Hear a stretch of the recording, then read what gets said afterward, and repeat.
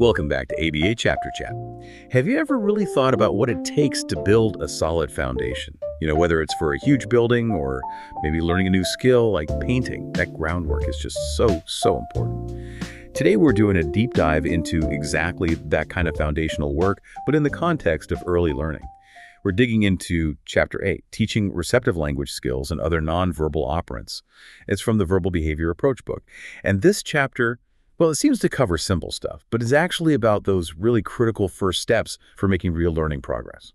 Absolutely. And our mission today, you could say, is to really unpack why these nonverbal skills where the child doesn't even need to talk are just so fundamental, often overlooked but crucial. We want to break down how to teach them using simple language, real-life examples, also touching on some common challenges ABA professionals run into, and hopefully offer some practical takeaways. Because this isn't just for kids with developmental delays. These ideas are relevant for, well, any learner, really. Understanding how you build knowledge step by step. Yeah, that makes sense.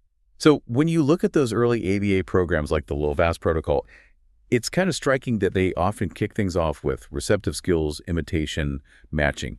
And they do this even if the child already has some words, right? What's the thinking behind hitting these nonverbal skills first? That's a great question. It really gets to the core of behavioral science, I think. B.F. Skinner, the pioneer in so much of this, he focused a lot on what he termed listener skills. Yeah. He saw them as different from actually speaking, which he broke down into things like MAMs for request, TACs for labeling.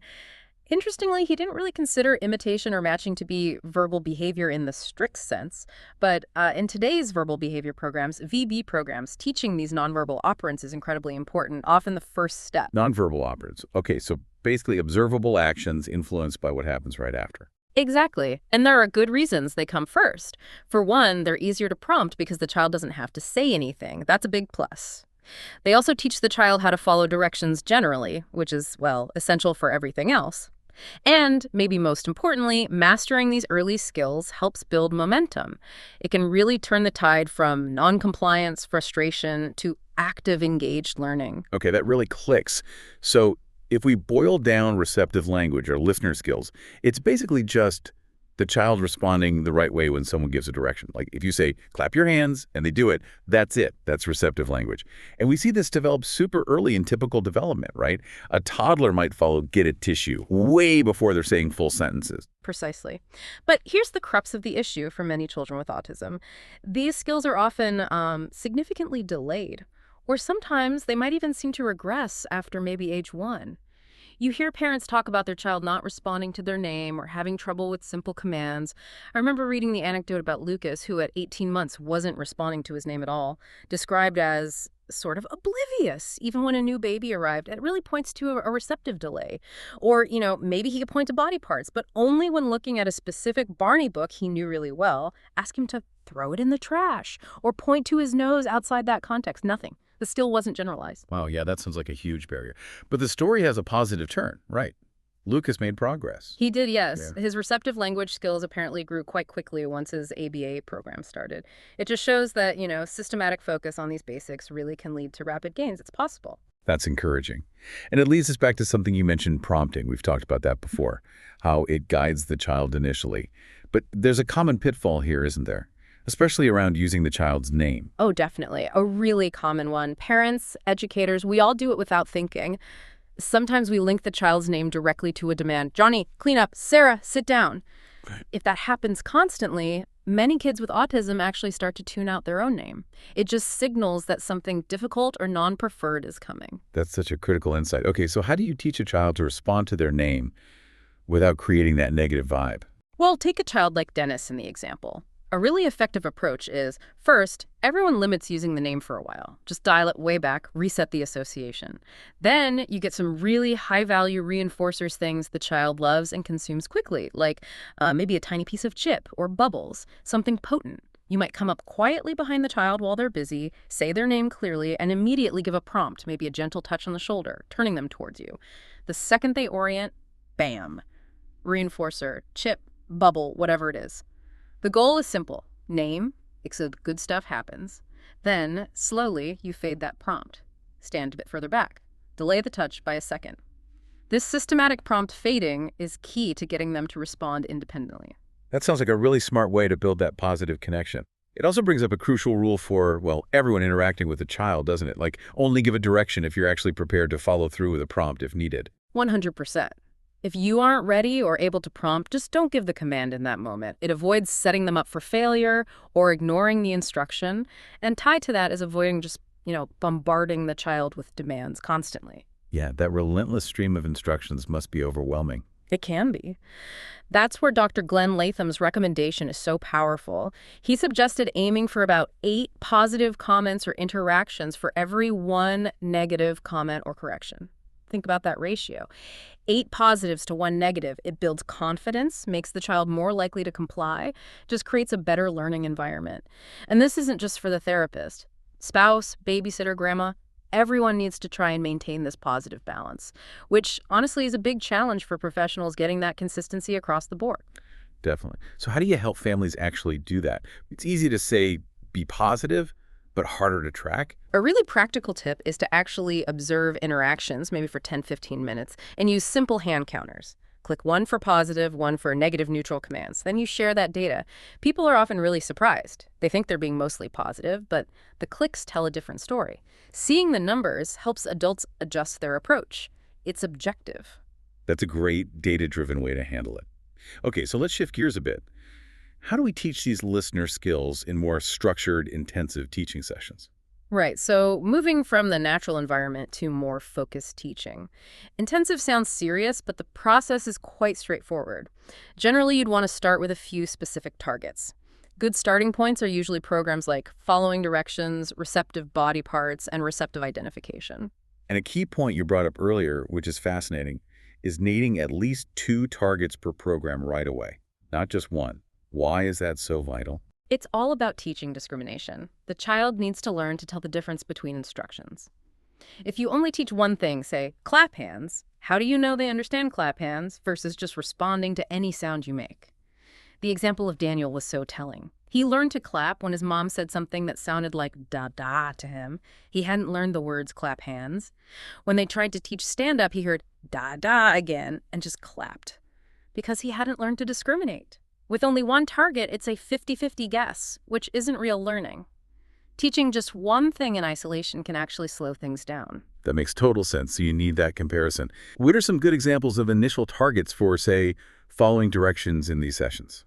Simple, clear actions work best. Things like clap hands, stomp feet, stand up, sit down, tap table, things that are distinct from each other. And if the child already knows a few, you can use index cards maybe to mix master targets with the new ones you're teaching. Keeps it fresh, ensures they're really listening. Okay, and before you start teaching a new target, you do something called a cold probe. Yes, the cold probe. Super important. It's a quick check before any teaching or prompting on that specific target for the session. Think of it as a mini assessment. You pick a target, say, stomp feet. You deliver the instruction completely neutrally, no hints, no looking at their feet, no touching them, no raising your voice expectantly, just stomp feet. Then you simply record. Yes or no. Did they do it independently? If you said clap hands and they bang the table, that's a no. It tells you exactly what they can do without help right now. Got it. So baseline first, then comes the actual teaching. What does that look like? You mentioned prompt, fading, and transfer procedures. Right. After the cold probe, you teach. This involves prompting to ensure success, then fading that prompt, and using transfer procedures to shift control from the prompt to the actual instruction. You want to run through each target multiple times in a session. Let's take stomp feet. You're sitting face to face, you say stomp feet, and immediately provide a full physical prompt, maybe gently guiding their feet to make the stomping motion. As soon as they stomp, with your help, you give praise, maybe a small bit of reinforcer. Then right away you say stomp feet again, but this time maybe just a light touch on their leg is enough prompt. They respond, you reinforce, you keep reducing that help until they do it just hearing the words. And crucially, avoid giving visual cues like looking down at their feet. We want them listening. Okay, clear steps, gradual fading. What about receptive body parts? Similar idea. Very similar principle. You might combine it with other listener skills in the same session. Good starting points are often big body parts that aren't too close, like belly and head. Easier to discriminate than, say, nose and eyes right at the beginning. Again, you cold probe first, then use prompting, fading, and transfer. If the child can already imitate, that can be a useful prompt. For instance, you might say, touch head, and immediately model it by touching your own head. the child imitates you. Then you remove your hand, say touch head, again without modeling, and they touch their head independently. Ah, using imitation as a temporary prompt. Clever. And you'd switch back and forth, right? Touch head, then touch belly. Absolutely. Constant switching between targets from the get-go. That's how you build discrimination right into the teaching. Makes sense. Okay, the third one was receptive identification. Receptive ID, what does that involve? So, receptive ID is about the child identifying items or pictures when you name them. If a child has basically zero receptive skills, you might start incredibly simple, just one item on the table, a toy car maybe. You say, touch car. You might even have to teach what touch means first using prompting. Once they get that, you move to discriminating between two items or maybe two pictures. Then you gradually add more. Often, starting with actual 3D objects works better than pictures initially. A clear box of common items is really useful here. And for them to really know it, not just guess, you need more than 2 items eventually. Yes, that's critical. You need at least 3 items or pictures on the table for true mastery. With 2, they have a 50% chance of guessing correctly just by chance. As they get better, you make it harder. Increase the similarity, maybe a shoe versus a sandal, and increase the number of items in the array, maybe up to 6 or even more eventually. And the teaching procedure for ID. Similar prompt fading. Exactly. It's a mix of those transfer procedures and very careful prompt fading. Maybe you start with a point, then fade to just looking at the item, then no prompt at all. Some really important practical tips here. Don't always place the items or cards in the same position. Kids are smart. They'll learn the position, not the item name. Mix the items around within the session frequently. And try to avoid placing them too neatly or perfectly aligned. Sometimes that can trigger obsessive behaviors. Just a casual placement is often better. Okay, could you walk through an example? Say, teaching Robert to touch a car. Sure. Let's say you have a shoe, a cup, and a toy car on the table. The instructor says clearly, touch car, and maybe immediately points towards the car. That's a gestural prompt. Robert touches the car. Instructor gives praise, maybe a small edible. Then they might prompt again, maybe just by glancing at the car, and Robert touches it. Reinforce. Then maybe you toss in what's called a distractor trial. You ask for a known skill like, where's your head? Robert touches his head. You praise that. Then immediately go back. Good job. Where's the car? This time with no prompt. And Robert touches the car. Those distractors help make sure he's really responding to the instruction itself. Those distractor trials sound key for ensuring independence. Okay, so we've covered receptive skills. What about imitation? That's another big nonverbal area, right? Huge. Imitation is often a core deficit for children with autism, unlike typically developing kids who just seem to soak it up, mimicking everything: play, chores, gestures. It's an incredibly important skill to teach because it opens the door to so much learning, especially social learning and play. It's interesting how different approaches tackle it. Some traditional ABA, like Loveve's, had a very set sequence: gross motor, fine motor, oral motor, then vocal imitation. But the verbal behavior approach seems more flexible, maybe starting vocal imitation earlier alongside other types. I remember Lucas in the book took months to get to verbal drills in that older model. That's generally true, yes. VB allows for more flexibility, and, sometimes ABA gets criticized for not focusing enough on play skills, but from a behavior analytic view, play skills often don't just emerge. They frequently need to be taught, sometimes quite directly, by pairing toys that aren't initially interesting with things the child really likes, strong reinforcers. So how do you start teaching imitation? Is there an easier entry point? Toy object imitation is often a fantastic place to start. It feels like play to the child, and you can weave it into asking for things, manding programs. Think simple baby toys, a hammer and ball set, spinning tops, those pop-up toys, maybe teacups and spoons, little Fisher-Price figures, toy cars. The setup is key. You need 2 identical sets of toys, one for you, one for the child. You get the child's attention, say clearly do this, while you perform a simple action like rolling your car. Then you immediately prompt the child to do the same action with their car. As always, you fade the prompts quickly. And you have to vary the actions. Roll the car, then maybe store a spoon in a cup, then maybe feed a doll. Mix it up so they learn to imitate the specific action you just did, not just repeat the last thing. Discrimination again. Okay, so using identical toys makes it clear. Give us an example with, say, Kelly rolling a car. Right. So the instructor says, do this while rolling their car. They immediately use a full physical prompt to help Kelly roll her car. Kelly rolls it with help. Instructor praises, reinforces. Next try. Do this. Roll car. This time, maybe just a light gestural prompt like pointing towards her car. Kelly rolls it. Reinforce. Eventually, just do this and the model is enough. Got it. And then moving on to motor imitation. imitating body movements. Yes, and a smart tip here is to choose motor imitation targets that are also targets for receptive commands or body parts you're teaching. So if you're teaching clap hands receptively, also teach it as a motor imitation. Do this, clap. This overlap helps the skills transfer and leads to faster mastery across programs. That makes a lot of sense, efficiency. But you mentioned something really important earlier about assessment being accurate when you probe these skills. Crucial point. You have to be crystal clear about what you're assessing. Are you testing a receptive skill, like clap hands, where they just listen, or an imitation skill? For imitation, the instruction should only be do this, accompanied by the action model. You should not also say the name of the action, like saying clap hands while you clap, and expecting it to count as imitation assessment. The book gives that example of a teacher assessing clap hands, but she says clap hands and claps her own hands at the same time. That's confusing the two skills. You don't know if the child responded to the words or the action. Okay, so for pure imitation assessment or teaching, do this plus action motor only. No extra words naming the action. Can you give an example of teaching motor imitation, maybe clap hands with Julie? Sure. Instructor gets Julie's attention, says do this, while clapping their own hands. Maybe they give a partial physical prompt, gently guiding Julie's hands. Julie claps. Reinforce. Immediately repeat. Do this, clap. Julie claps independently this time. Reinforce. Then mix it up. Do this, touch head, a known skill. Julie touches her head. Reinforce. Then back to do this, clap. Keeping her guessing, making sure she's watching and copying the specific action. Excellent. Okay, last big area from the chapter, visual performance. This includes things like puzzles and matching, right? That's right. The final piece of this nonverbal puzzle, so to speak. Visual performance covers skills like building with blocks, putting puzzles together, and matching identical objects or pictures. You'll need some materials, maybe boxes of identical small items, 2 identical spoons, 2 identical blocks, etc., and definitely 2 identical sets of flashcards, and of course, good reinforcers. How do you instruct or assess matching? What words do you use? Assessment language can vary. Some use match, others put with same. Some might just hand the item in gesture, using no words initially. The author shares a personal strategy for teaching, though, which I think is quite smart. Always say the item's name, and maybe use the sign if applicable, while teaching matching. So match Barney, or Barney, put with same, while handing over the Barney figure, why. It embeds language exposure right into the activity.